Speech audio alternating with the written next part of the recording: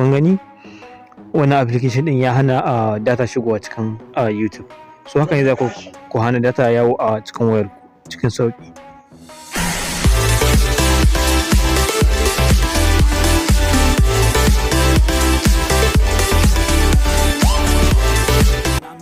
Dan uwa barkanka da zuwa Biniya Tech YouTube channel.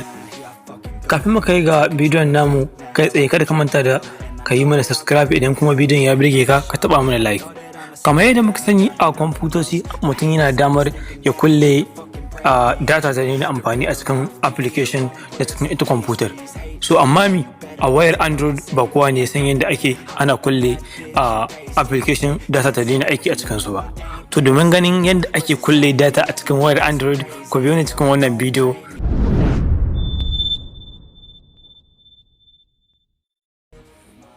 Dan uwa kafin mu je ga gabatar da bidiyon zan sanar da ku da wata tasha mai amfani sosai a wannan lokaci, ita ce tashar Nuruddin Tech. A wannan tasha ta Nuruddin Tech ana kawo bidiyoyi kamar haka. Bidiyoyin suka shafi bangaren gyaran waya wanda sai an bude a gyara. So idan ka biyo wannan tasha zaka koyi abubuwa da dama wanda suka shafi bangaren gyaran waya. Irin yadda ake saka idan cajin waya, irin yadda ake gyara wayar da bata kamawa, irin yadda ake gyara wayar da ta faɗa a ruwa da dai sauransu dai. Idan kuka shiga wannan tasha za ku samu duk wasu abubuwa wanda kuke bukata a bangaren gyara insha Allah. Yanzu zaka sauke application din, zaka zo a Google Play Store sai ka saka wannan sunan, zai kawo ka direct cikin application din, sai ka taba downloading. Bayan ka taba downloading sai ka jira shi sauke. Yanzu gashi nan muna jira sauke so ga nan zai hawa kan waya. So ya riga da ya hau, ba wani nauyi ke gare shi, sai ka taba open. So bayan ka taba open sai ka taba wannan gurin. Bayan ka taba sai ka taba wannan okay din, ka taba okay sai ka kunna wannan gurin. So bayan ka kunna wannan gurin sai ka ƙara ka sake tambayar ka again. Bayan sun kaga wannan gurin sai ka yi baya ka hito ka taba komai.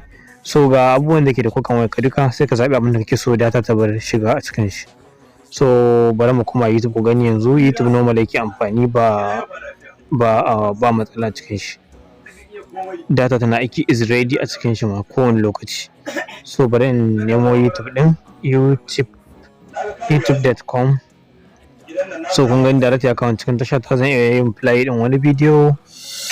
So kafin ya zo a tasha ta wannan bidiyo lafiya lau ya bude. Assalamu alaikum. Bari na fita da na kuma can domin na kulle a YouTube din da za ta daina shigo a cikin shi. So wannan shine YouTube, sai na taba wannan gurin. Ba na taba sai na fito, sai na dawo isa cikin YouTube din na ga data tana amfani cikin ko a'a. Kun gani wannan application din ya hana data shigowa cikin YouTube. So haka ne za ku hana data yawo a cikin wayar cikin sauki.